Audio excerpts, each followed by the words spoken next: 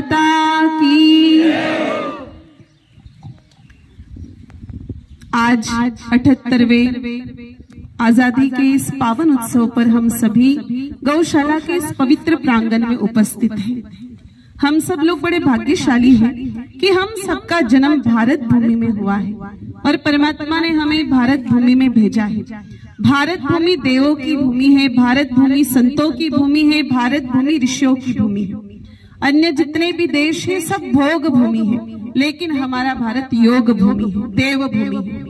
तो जब हमारा जन्म भारत भूमि में हुआ तो कहीं ना कहीं हम भी देवत्व को प्राप्त हो गए, देवताओं के समान हो गए, या हम ये कहें कि हम देवता बन गए भारत भूमि में जन्म लेकर के, तो भी कोई बहुत बड़ी बात नहीं है।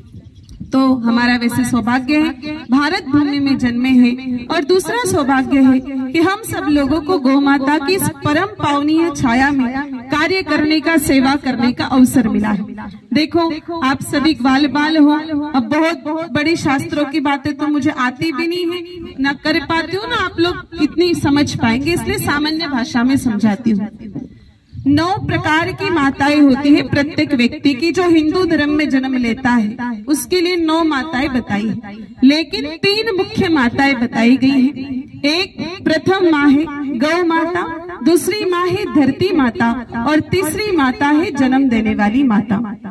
इन सब में जो जन्म देने वाली माँ की सेवा करता है वो भाग्यशाली तो है ही, लेकिन इनसे अधिक जन्म देने वाली माँ के साथ साथ जो गौ माता और धरती माता की सेवा करता है वो उनसे भी ज्यादा भाग्यशाली होता है।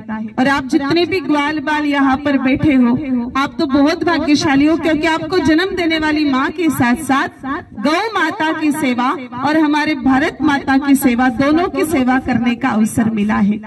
एक फौजी जो सरहद पर खड़ा है वो जिस पद्धति से भारत माता की सेवा कर रहा है, मैं मानती हूँ कि ग्वाला जो गौशाला में गौ माता का गोबर उठा रहा है, चारा डाल रहा है, उनको पानी पिला रहा है, उनकी सेवा कर रहा है, वो उसी फौजी के बराबर राष्ट्र सेवा करने का पुण्य प्राप्त करता है, क्योंकि गौ की सेवा ही राष्ट्र की सेवा है।